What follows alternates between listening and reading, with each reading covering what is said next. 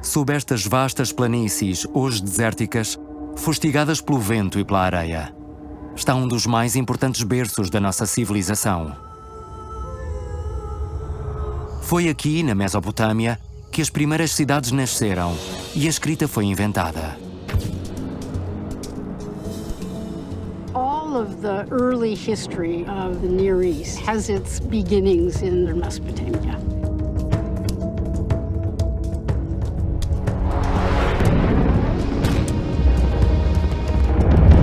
Após 30 anos de guerra e destruição, os arqueólogos estão de regresso ao Iraque, no centro da antiga Mesopotâmia.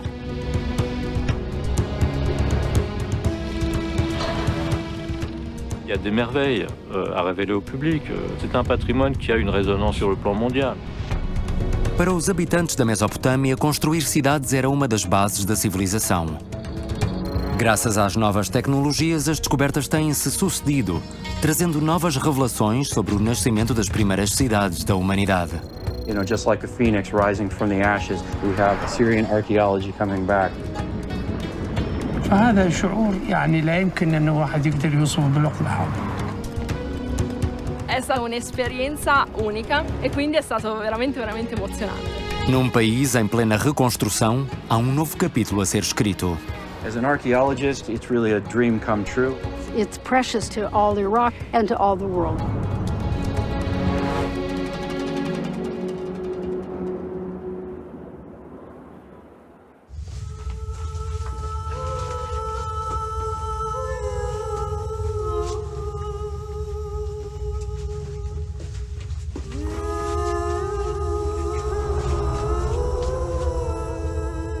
Em meados do século XIX, no coração do Império Otomano, os europeus descobrem os primeiros vestígios das civilizações mesopotâmicas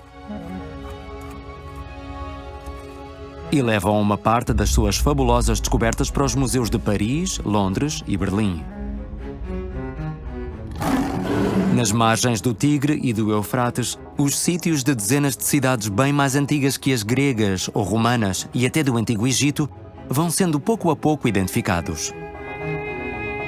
A sua escavação revela os vestígios de gigantescos palácios e templos construídos com tijolos crus, bem como dezenas de milhares de textos gravados na mais antiga escrita da humanidade, a escrita cuneiforme.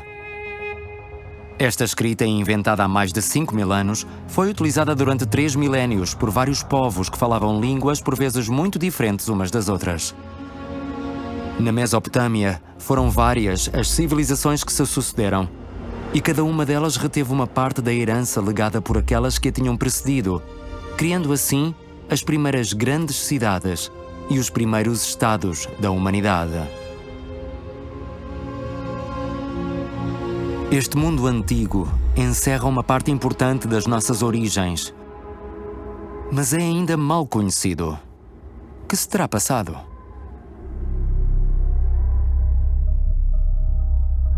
O centro da antiga Mesopotâmia é o atual Iraque, assolado durante mais de 30 anos por uma sucessão de conflitos que culminaram com a ocupação do norte do país pelos fanáticos do Estado Islâmico.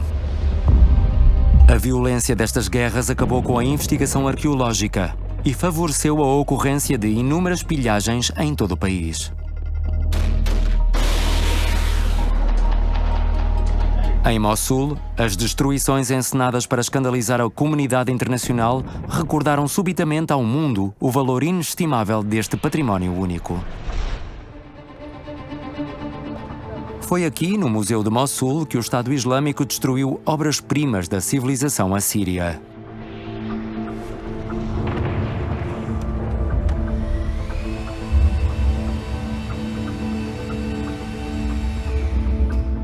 Desde a libertação de Mossul em 2017, a equipa do museu empenhou-se numa empresa inimaginável: a reconstituição de 5 estátuas monumentais, destruídas primeiro com explosivos e depois à picareta, antes da partida dos terroristas.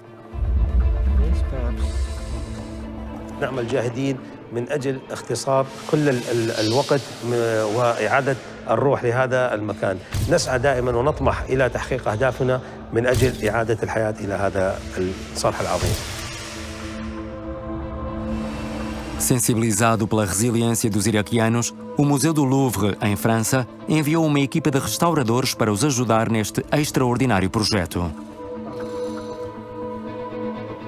On a été missionné par le musée du Louvre pour monter une équipe de restaurateurs habitués à travailler sur ce genre de problèmes, donc des pôles en grande dimension. L'idée étant de venir à Mossoul très régulièrement pour arriver à former et puis surtout accompagner l'équipe du musée. Para os iraquianos, esta reconstrução é antes de mais um trabalho em prol da memória. Para que não se esqueça aquilo que lhes aconteceu, estas obras são reconstituídas, mantendo as marcas da agressão que quase as fez desaparecer. A situação do Museu do Mossul é um caso emblemático. Mas que fazer face à magnitude dos estragos que ocorreram, também, em muitos sítios arqueológicos importantes?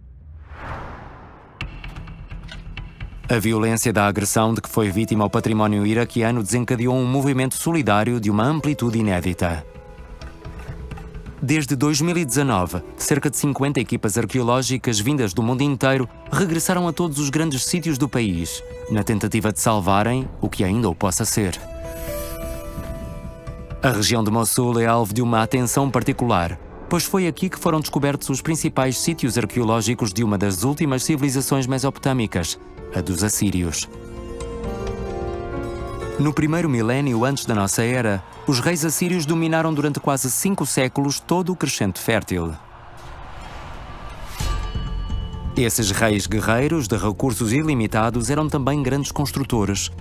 Em menos de 3 séculos, dotaram o seu império de 3 capitais sucessivas, das quais Nínive, a última capital dos assírios, é descrita na Bíblia como uma gigantesca megalópole muito rica e cosmopolita. Mesmo em frente a Mossul, esta cidade lendária foi descoberta em meados do século XIX por arqueólogos ingleses.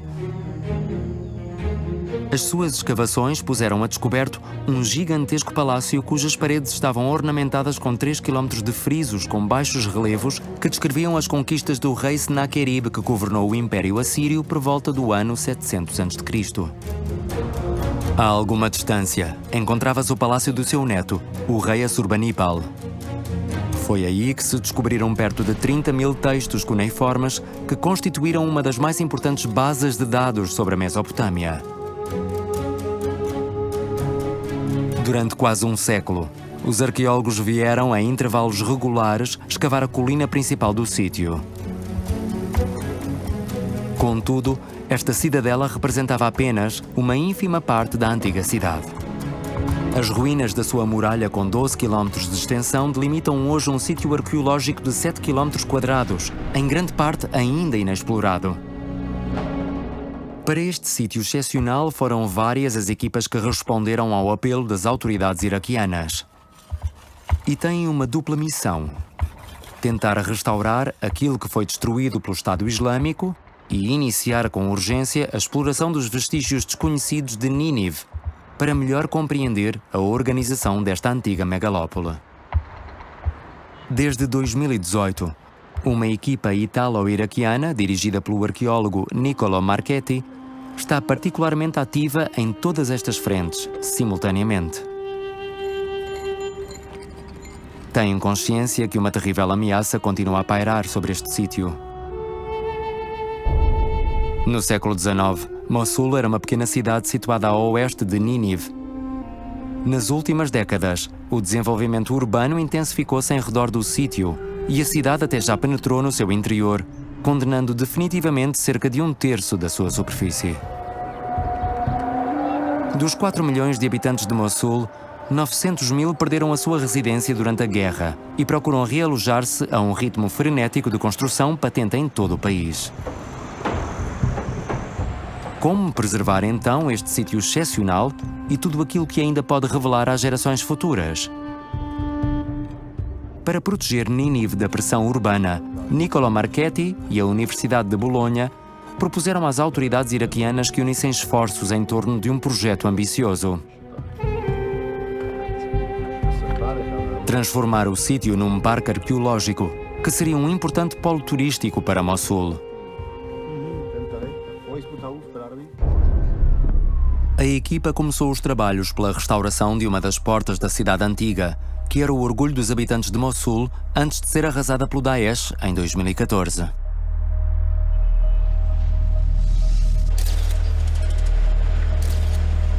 Trata-se da Porta de Hadad, o nome do deus assírio dos trovões. Depois de removido o amontoado de terra e entulho, uma excelente surpresa aguardava os arqueólogos. O arco em tijolos cozidos com 10 metros de altura, através do qual o rei Senaquerib entrava na capital, continuava de pé.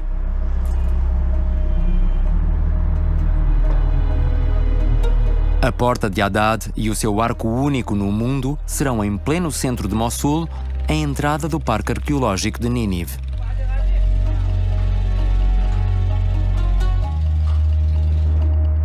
No interior do edifício, a escavação também pôs a descoberto uma série de lajes verticais, os ortóstatos, que guarneciam as paredes. Nelas, inscrições gravadas há 3.000 anos fazem ouvir de novo as palavras do rei construtor. L'iscrizione recita io, Sennacherib, re della Siria, re delle 4 parti del mondo, ho costruito le mura di Ninive e queste mura sono chiamate il terrore dei nemici. Tutti questi ortostati sono iscritti ma sul retro, perché l'iscrizione era rivolta agli dei e non alle persone. Em todos os lugares onde tentam restaurar aquilo que o Daesh tentou destruir, os arqueólogos fazem novas descobertas. A algumas centenas de metros dali, uma equipa américo-iraquiana, empenhada na restauração de outra porta da cidade antiga, fez também uma descoberta extraordinária.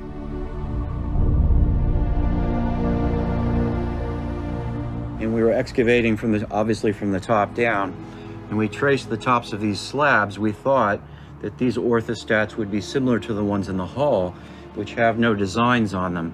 But as we began to dig down, when the light was right, we could see that there were mountain scales depicting a mountain landscape on several of these slabs. First, we thought it was our imagination.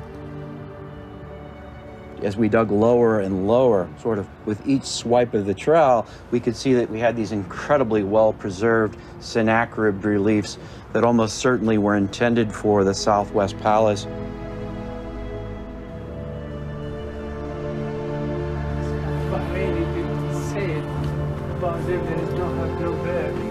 أنا زايد في المتحف البريطاني، أكملت دراستي في إنجلترا، وكنا نشوف الألواح لكن نشوفها عن مسافة 1.5 متر. هناك واير من الكهرباء فننظر لها بس من مسافة بعيدة، فكأنا كعراقي وأروح أشوفها مجرد أشوفها من بعيد، لكن الآن أنا أجلس يم هذه النقوش وألمسها بيدي، فهذا شعور يعني لا يمكن أن واحد يقدر يوصفه بالوقت الحاضر.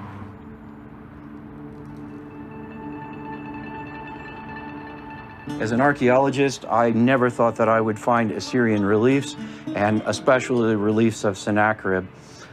It's really a dream come true, and just like a phoenix rising from the ashes, we have Assyrian archaeology coming back.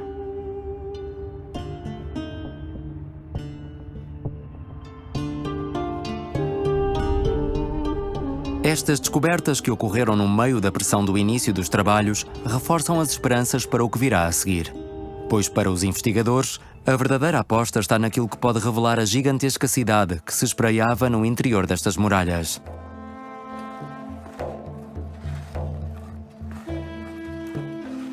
Sono 700 ettari, una dimensione assolutamente inimmaginabile.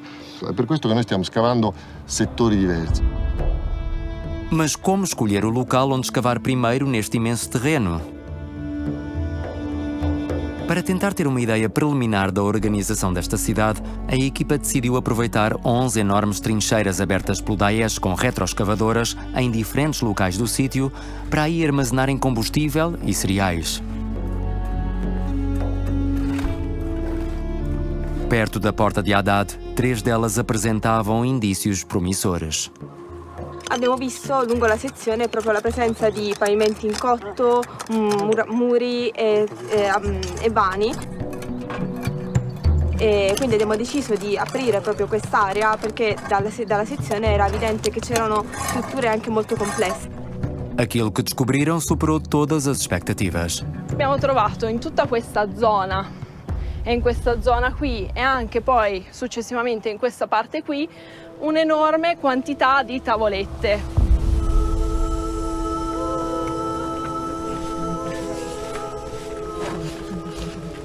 È stata veramente un'esperienza unica e quindi da lì c'è stato un momento di euforia perché può capitare in una vita intera come archeologo di non scavare mai un archivio, è veramente una scoperta non da tutti i giorni, una biblioteca e quindi è stato veramente emozionante, sì.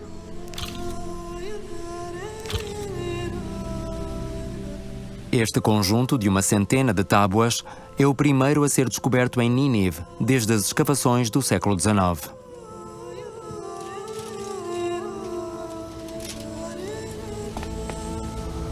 E a natureza destes documentos é igualmente excepcional. Non si riferisce a operazioni di tipo amministrativo, ma sono testi di natura sapienziale, letteraria, religiosa, magica. Ma la cosa straordinaria è che molti di questi testi invece non sono noti da duplicati, quindi sono testi unici, testi nuovi, composti forse negli ultimi anni dell'impero assiro. Todos estes textos originais estão atualmente a ser estudados, mas houve novas descobertas que já revelaram qual a finalidade do edifício em que foram encontrados. Adesso pensiamo che quello sia uno scrittorio, cioè come gli scrittori medievali dei monaci, questo era il luogo dove venivano effettivamente scritte le tavolette, quindi da questo punto di vista è un altro unicum.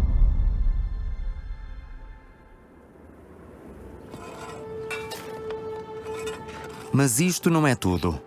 Um pouco mais adiante, junto à muralha, as escavações também revelaram uma obra magnífica e totalmente desconhecida. Um largo canal em pedras talhadas que atravessava de lado a lado esta muralha com mais de 30 metros de largura para trazer a água até à cidade.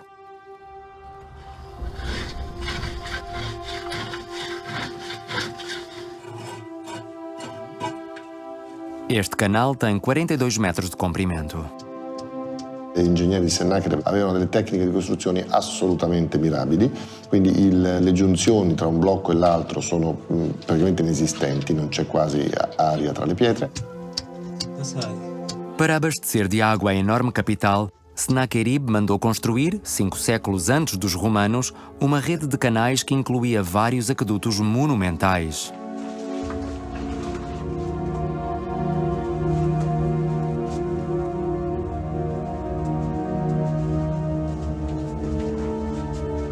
Noi scientificamente stiamo ottenendo una massa di dati incredibili. Fino adesso erano noti solo i palazzi sull'Acropoli, adesso invece di Ninive cominciamo a avere un'idea di come effettivamente fosse organizzato. Apesar da destruição de que foi vítima, Nínive promete fabulosas descobertas nas décadas vindouras. Tem tudo para nos esclarecer sobre o surpreendente grau de sofisticação alcançado pelo urbanismo mesopotâmico com as suas derradeiras inovações. Na época em que Roma acabava de ser fundada, os reis assírios já edificavam capitais gigantescas, integralmente planificadas por brilhantes arquitetos e engenheiros.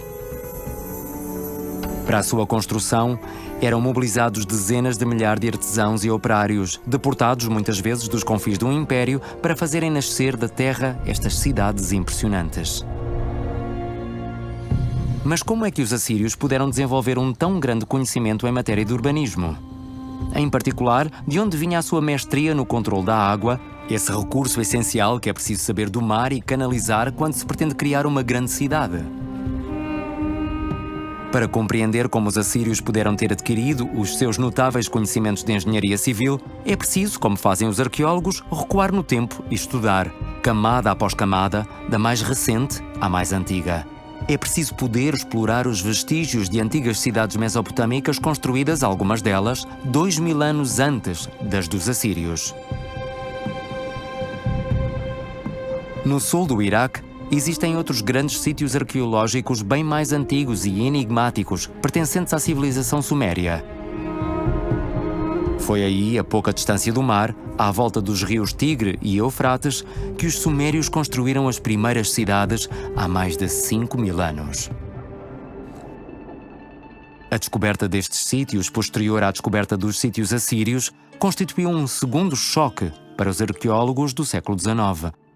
A dimensão desmesurada das instalações urbanas que iam libertando das areias colocava novas questões sobre a origem das cidades.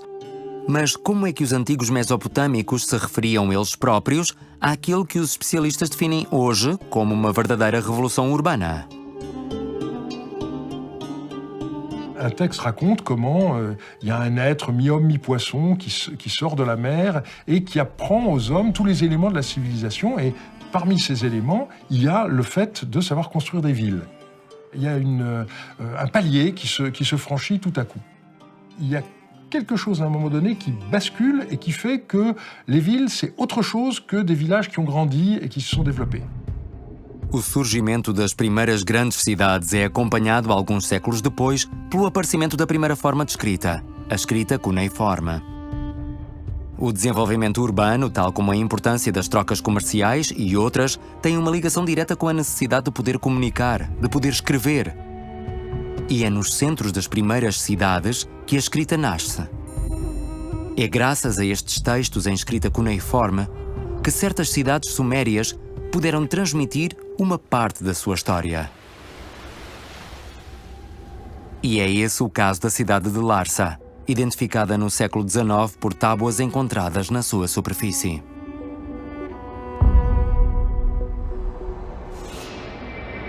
Isolado no meio do deserto, o sítio já tinha sofrido décadas de pilhagens quando o francês André Parrot iniciou as suas primeiras escavações em 1933.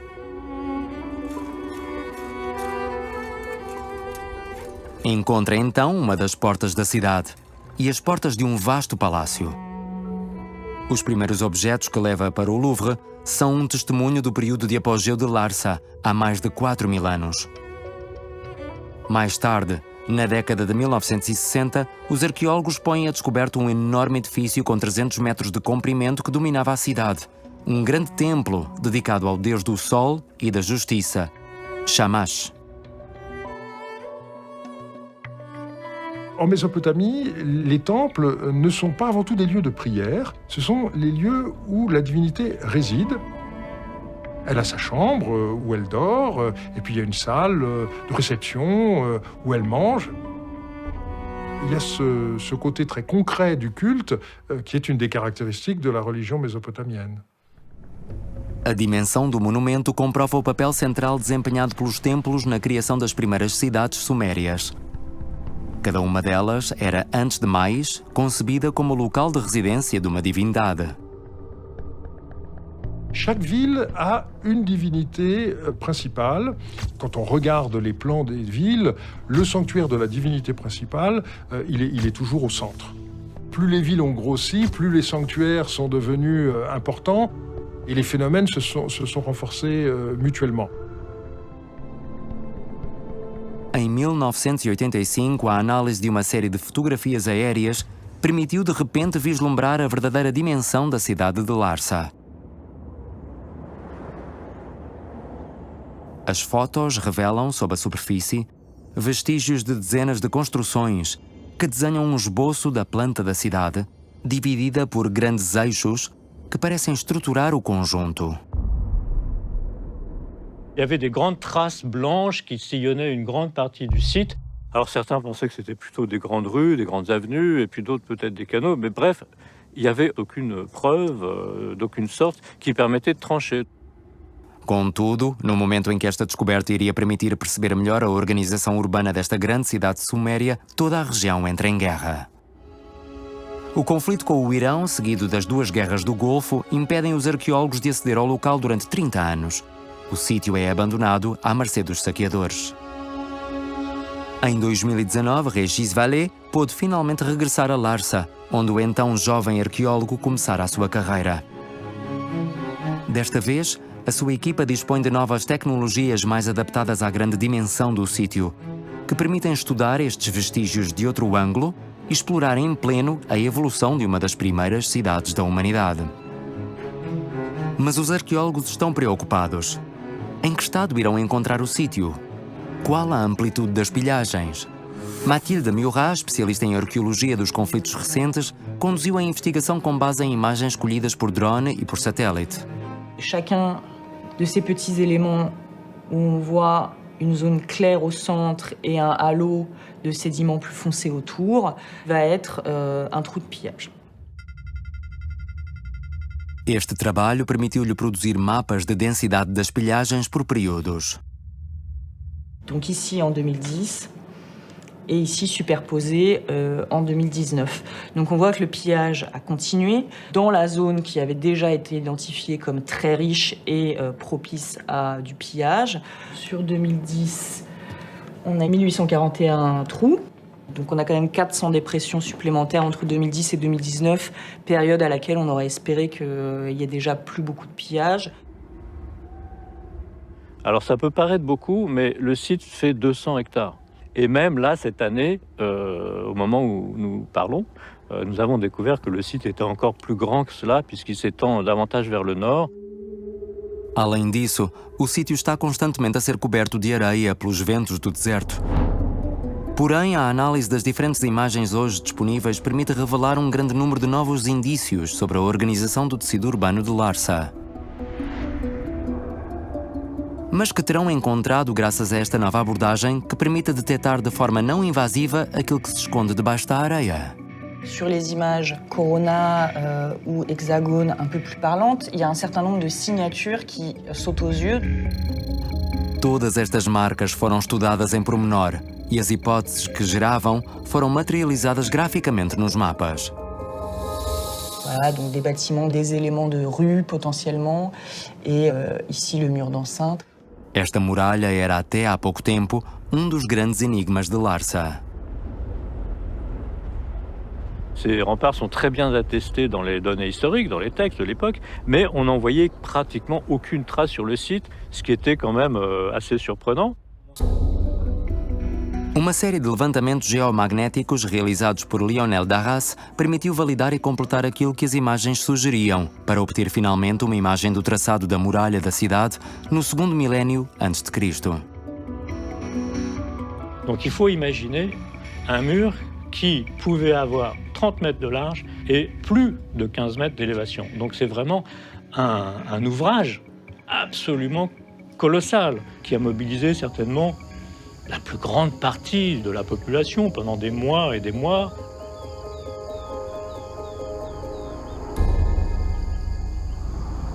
Les villes, ce sont d'abord des lieux qui sont enfermés derrière des murailles. Et ces murailles, elles ont des tas de fonctions différentes, mais d'abord une fonction défensive. Dans l'imaginaire de l'époque, c'était haut comme des montagnes.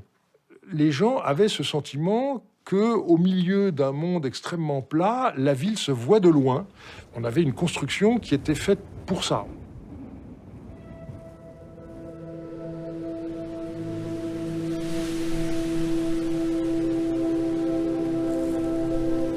Para aprofundar a investigação, foi efetuado estudo sistemático da enorme quantidade de fragmentos presentes na superfície do sítio. Os mapas criados a partir destes dados permitiram ter uma primeira ideia da organização da cidade em bairros distintos. No centro, o bairro Monumental, parcialmente escavado, com o palácio e o templo de Shamash. A oriente, as cerâmicas e os objetos denunciavam um bairro residencial de nível bastante elevado. C'est ce qu'on pourrait appeler la vieille ville de Larsa.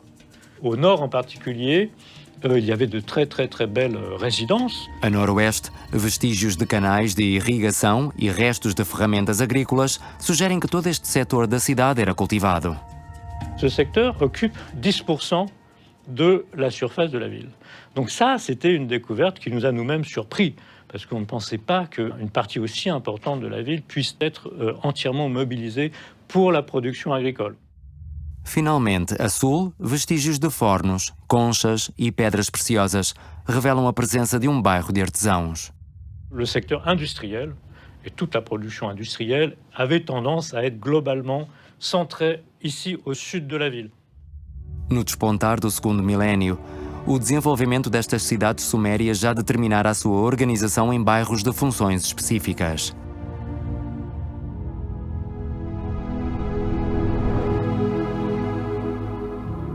Mas isto não é tudo. A equipa de Régis Vallée conseguiu resposta a uma questão fundamental colocada por este sítio. E aquilo que descobriram deixou-os perplexos. La grande question, c'est comment, au second millénaire, ici, on a pu aboutir à des formations urbaines aussi importantes, sachant que, sous ces latitudes, la disponibilité quotidienne en eau, en volume suffisant, est vitale et fondamentale. A primeira pista veio com o estudo geofísico da porta monumental da cidade, escavada nos anos 30 por André Parrot. Cette structure s'étendait beaucoup plus loin vers l'intérieur de la ville, vers l'ouest, sur presque 90 mètres de longueur. Il n'est pas du tout une porte ordinaire, mais un véritable fortin construit à cheval sur le rempart. Pour quelle raison est-ce qu'on a investi autant militairement dans ce secteur des remparts et à cet endroit? La géophysique a, une fois de plus, là aussi, apporté la réponse en révélant à 80 mètres plus au nord une autre structure composée de 2 grandes piles en briques cuites de 40 mètres de large chacune. Et à travers cette structure, on a identifié le tracé d'un grand canal qui rentrait dans la ville à cet endroit-là. Depois de medir, graças a levantamentos geomagnéticos e tomográficos, as dimensões deste canal, a equipa compreendeu que se tratava da principal entrada de água na cidade e que o fortim da Porta Parrot protegia esta obra essencial. Após esta descoberta, Lucie C., especialista em sistemas hidráulicos antigos, juntou-se à equipa para aprofundar o estudo dos vestígios de canais identificados no interior da cidade, graças às imagens captadas. Donc ça continue sur une profondeur qu'on ne connaît pas encore. Donc voilà, ici on a une histoire fonctionnelle d'un canal avec des phases successives d'écoulement. Voilà. Et cette sédimentation-là, elle est typique en fait d'un usage pour l'irrigation, parce qu'on contrôle l'eau avant qu'elle arrive dans les parcelles. Alors on voit bien la différence de texture en fait. On a ici tout le long du canal un remplissage sableux, et si on avance le long de ce canal, on va voir de gauche, de droite, les structures des bâtiments, l'alignement des murs, etc.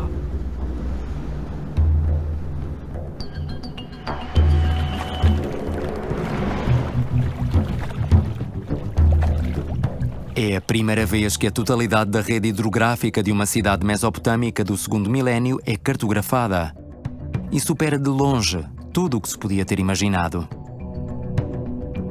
La densité du réseau, l'abondance des très grands canaux, jusqu'à 20 mètres de large, a été une surprise. Bon, des collègues, en discutant, m'ont dit « Mais tu penses que tu as trouvé Venise au milieu de l'Irak ?» On n'en est pas là, mais pas si loin. Esta rede era alimentada por um canal com mais de 60 km de comprimento que trazia a água do Tigre até às portas da cidade. Uma obra cuja construção era mencionada em textos descobertos em Larsa. Dans un premier temps, l'eau de la ville de Larsa venait de l'Euphrate. Et puis on voit qu'à un moment donné, ça ne suffit plus. Et c'est au milieu du 19e siècle, le roi Sinidinam qui dit puisque l'eau de l'Euphrate ne suffit plus, il faut dériver de l'eau depuis le Tigre. A mestria técnica dos engenheiros de Larsa é impressionante, pois só uma calibragem muito precisa deste canal permite que possa elevar-se desde a planície até à cidade e aí circular, apesar dos desníveis. Plusieurs kilomètres à l'amont, il a un gabarit de plus de 20 mètres.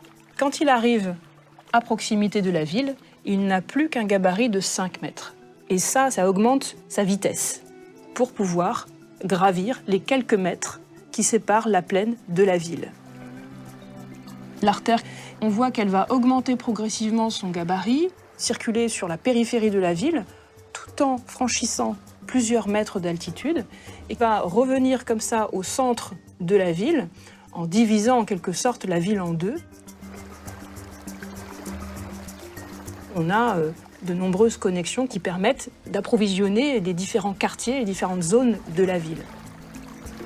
Outro estudo permitiu apurar que toda esta rede estava, por sua vez, ligada a outros canais já identificados nesta região.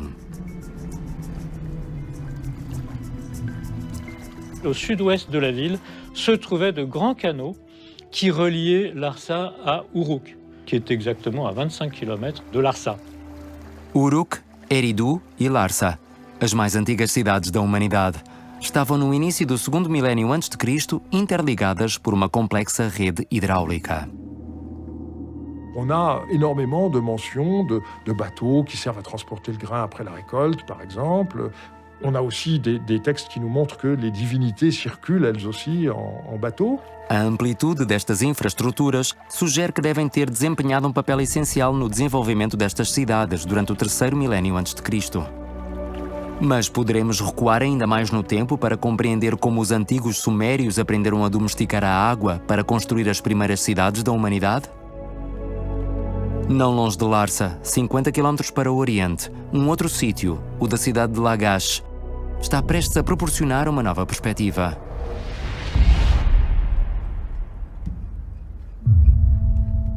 Lagash teve o seu apogeu há 5.000 anos, ou seja, 400 anos antes da cidade de Larsa. É aí que uma equipa de arqueólogos américo-iraquiana está a fazer descobertas que estão a revolucionar a narrativa sobre a origem das primeiras cidades.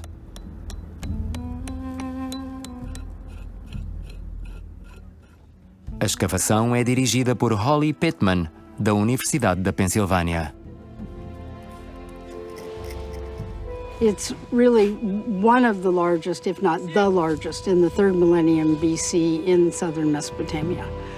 4 kilometers long and about 2 kilometers wide. This is terrific because this early period of the appearance of cities and really complex states is available for scholars to study at this site in great depth and in great breadth. Foi o professor de Holly Pittman, o arqueólogo Donald Hanson, quem dirigiu as primeiras escavações entre 1968 e 1990. Quando descobriu este sítio, Holly Pittman foi de imediato sensível à sua atmosfera muito particular. All of the early history of the Near East has its beginnings in southern Mesopotamia.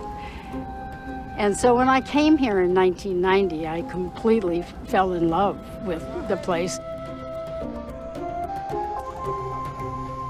In no other place that I've worked have the people that were living there now actually connected physically, viscerally, spiritually, emotionally with antiquity. This is the land of the Sumerians, and these people have a direct line to the Sumerians. The respect for the site, is enormous. Nobody has looted here, and that's because it's precious to everybody. Como todos os seus colegas que trabalhavam em sítios mesopotâmicos, Holly não pôde aceder ao sítio de Lagash durante os 30 anos da guerra que assolaram o Iraque. E tal como eles, regressou com uma equipa experiente nas novas ferramentas tecnológicas que caracterizam a arqueologia do século XXI. Aqui todos dominam essas técnicas. As prospeções de superfície fazem-se com um tablet de georreferenciação. O GPS é senhor absoluto. A cada 50 metros foi efetuada uma amostragem dos elementos presentes à superfície, a fim de produzir um primeiro mapa da ocupação do sítio. Estes 700 hectares puderam ser cobertos em tempo recorde graças à motivação da equipa de operários formados no local e associados à escavação. What we have here is the results of 2 seasons of surface surveys. So they did 60% of the site in the spring, enjoyed the work somehow, and requested to come back in the fall to complete it. Este mapa revelou uma distribuição muito irregular do material arqueológico na superfície do sítio de Lagash, sugerindo uma configuração de cidade muito invulgar. Para tentar compreender a sua organização, Paul Zimmerman multiplica a recolha de imagens aéreas graças aos drones.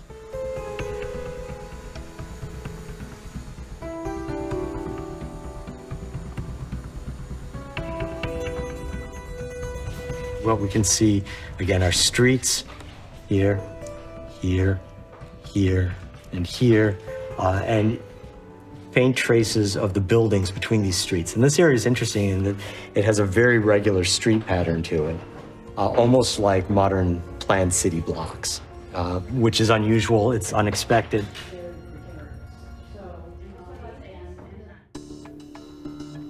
A realização de levantamentos magnetométricos sistemáticos vem trazer uma nova perspectiva que se combina com as imagens aéreas e com a prospecção.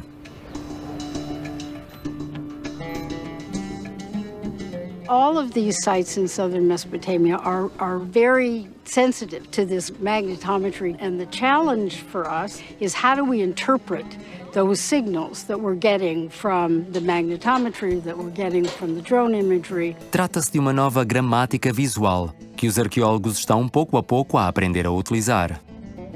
But we do see kilns, we see roads, we see buildings, we see what we think are canals, and we're trying to get a sense of how these all interacted, which are contemporary and which aren't. E nesta escavação, todas as etapas do trabalho são registadas em 3 dimensões e, logo a seguir, arquivadas numa gigantesca base de dados geográfica. Pouco a pouco, vai aparecendo um verdadeiro bairro industrial inteiramente dedicado à cerâmica.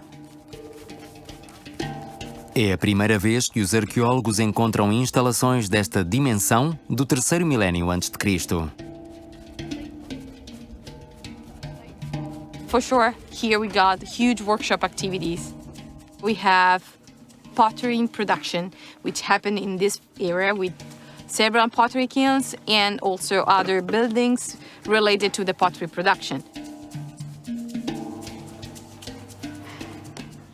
It feels like Lagash is like this American city of Trenton, which is outside of New York City and is an industrial city. And as you take the train from New York to Philadelphia or Washington, you go under a bridge that says, Trenton makes, the world takes.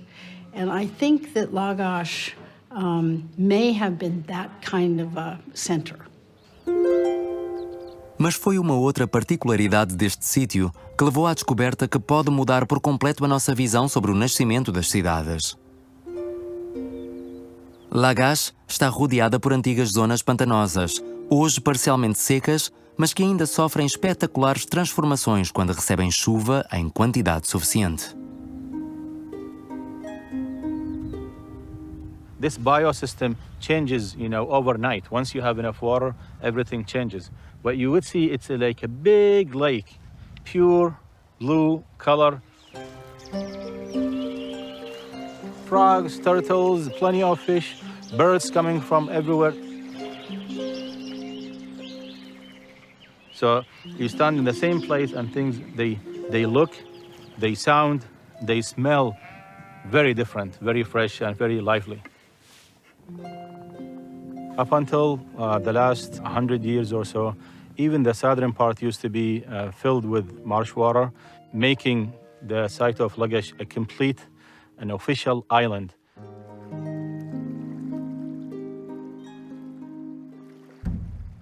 Para explorar a hipótese de que este passado recente poderia refletir as condições que aqui reinavam na antiguidade, Reed Goodman começou desde a primeira fase a fazer uma série de perfurações geológicas que ainda estão em curso.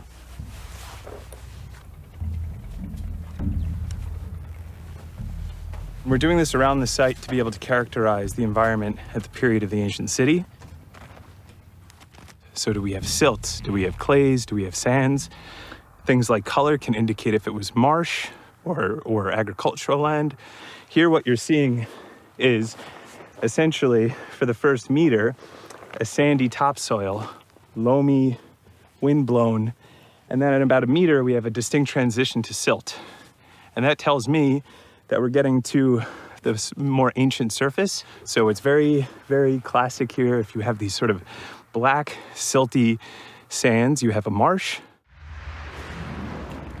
Obtidos estes primeiros resultados, foi realizada uma simulação de inundação com base na topografia atual do sítio.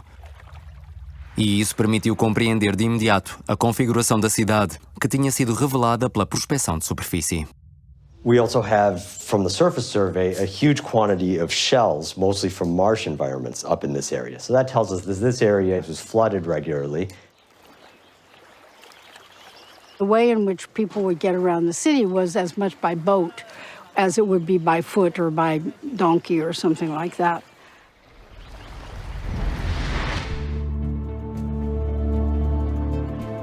Em 2021, com a ajuda de uma empresa de prospecção iraquiana, Reed pôde ampliar os seus primeiros resultados, efetuando uma série de perfurações em profundidade no sítio para tentar compreender a evolução deste ambiente a longo prazo e à escala regional. We were able to get down 25 meters below the surface, which is an extraordinary core to recover as well preserved as it is. So we're talking about 25,000 years of rich environmental history that shows the evolution of this landscape.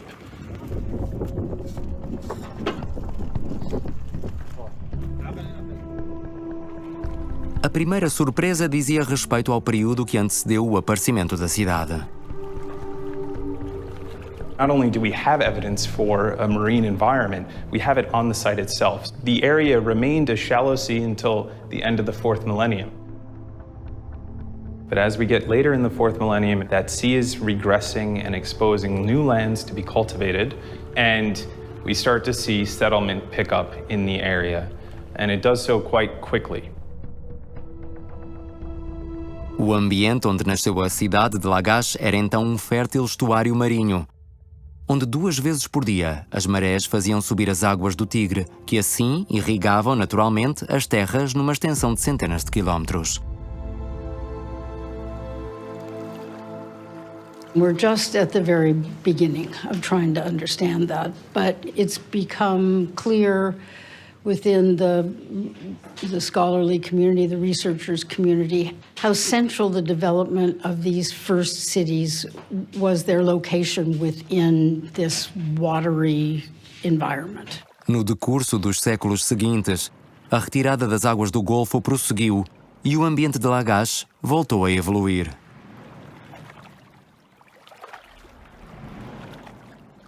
So you can see in this core here, we have a very distinct change from this blue-gray mud to brown mud. This indicates an estuarine setting, and this indicates floodplain. We see at Lagash that the landscape is no longer deltaic, but it's fluvial, river-dominated. Durante o 3º milénio a.C., o desaparecimento progressivo dos recursos marinhos tornou necessário o desenvolvimento da agricultura cerealífera. Contudo, a perda do fenómeno das marés impôs a criação de sistemas artificiais de irrigação e a substituição das vias de circulação naturais do delta por canais construídos pelo homem.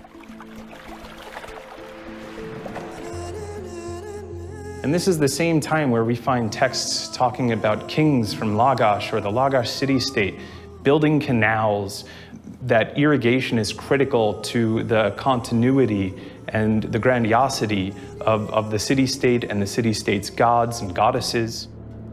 Estas descobertas sugerem que a agricultura irrigada, que desempenhou um papel fulcral no surgimento destas cidades a partir do 3º milénio a.C., não estará como se pensava na origem do fenómeno urbano.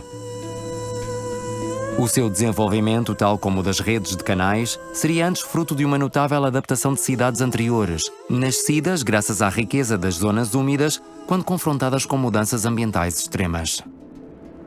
This is the beginning of a new way to understand the emergence of cities in this region. So I think that, when 10 years from now, 15 years from now, that story will become the story that's told. O regresso dos arqueólogos ao Iraque vai permitir compreender melhor tudo o que devemos aos mesopotâmicos, para ficarmos a saber como os antigos sumérios conceberam as primeiras cidades da humanidade, desenvolveram um saber extraordinário na área do controle da água e transmitiram esse legado às civilizações que lhes sucederam. Muito antes do gênio grego, houve um gênio mesopotâmico, uma genialidade tecnológica que está na origem das nossas civilizações e que culminou no primeiro milénio antes de Cristo com as gigantescas megalópolis dos antigos assírios. As maravilhas que ressurgem e as visões que ganham forma nas bases de dados dos investigadores revelam a extraordinária riqueza de todo um património ainda por descobrir.